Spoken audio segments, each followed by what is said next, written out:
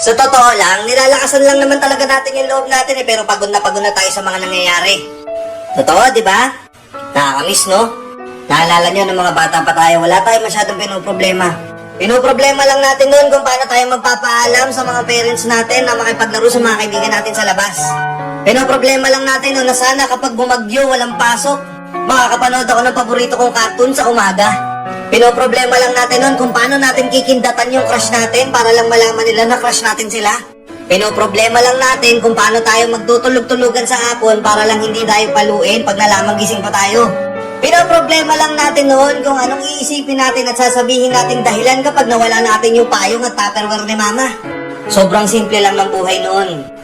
Hindi ganun kabigat yung mga problema. Pero ngayon, hindi na. Ngayon, tangina, kakasolve mo lang ng isang problema, may sasalpok na naman sa yung isa. Hindi pa humuhupa yung problema, may paparating na namang isa. Minsan, pagsisisihan mo din, no, na nung bata ka, minsan mo na rin hiniling na sana tumanda ka na agad. Para wala ka na po problemahin, pwede mo lang gawin lahat ng gusto mo. Hindi ka napipigilan ng nanay mo kapag gusto mong makipaglaro. Magagawa mo na lahat ng gusto mo kapag tumanda ka na. Pero ngayon, ano hinihiling mo? Sana bata na lang ako ulit. Sana in-enjoy ko yung panahong bata pa ako. Buti pa noon, wala masyadong pinoproblema. Ang sarap maging bata. Wala kang ang pera, pero sobrang saya. Yung mga kaibigan mo noon, nung bata ka, totoong kaibigan pa, pero yung mga kaibigan mo ngayon, puro plastic na. Nandyan na lang pag meron ka.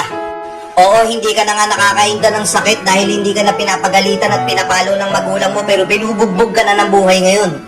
Totoo, di ba? Naalala mo ba nun? May mga pangarap ka nung bata ka na gusto mong maging. Pero ngayon, hindi mo na magawa kasi nga, kailangan mo nang magbanat ng buto para makasurvive. Wala tayong magagawa eh. Eto, pakinggan mo itong mabuti. Alam ko, oo, sa mga oras na to, pagod ka na pero pinipilit mo na lang maging okay. Pinipilit mo na lang na maniwala na bukas magiging magaan din ang lahat kahit hindi naman talaga tayo sigurado at minsan gusto na nating sumuko. Huwag kang mag-alala, lahat tayo nararanasan yan. Hindi ka nag-iisa. Kung walang nakapagsabi sa'yo nito, yung sipag mo, yung paghihirap mo, yung sacrifices mo araw-araw, gusto ko lang sabihin sa'yo, proud na proud ako sa'yo. Tuloy mo lang ilaban mo, ha? Kahit anong mangyari, huwag ka susuko.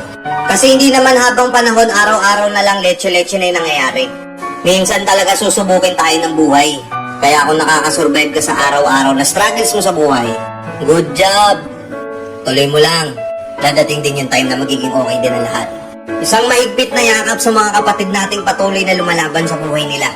Kahit na mahirap na, kahit na minsan hindi na nila kayang saluhin sa sobrang dami ng bumabagsak na pagsubok sa buhay nila, gusto ko lang malaman nyo na isang araw magiging okay din ang lahat. Magiging magaan din ang lahat. Magiging maayos din ang lahat. Kuha mo? Kaya kapit lang ha. Let's go and peace out.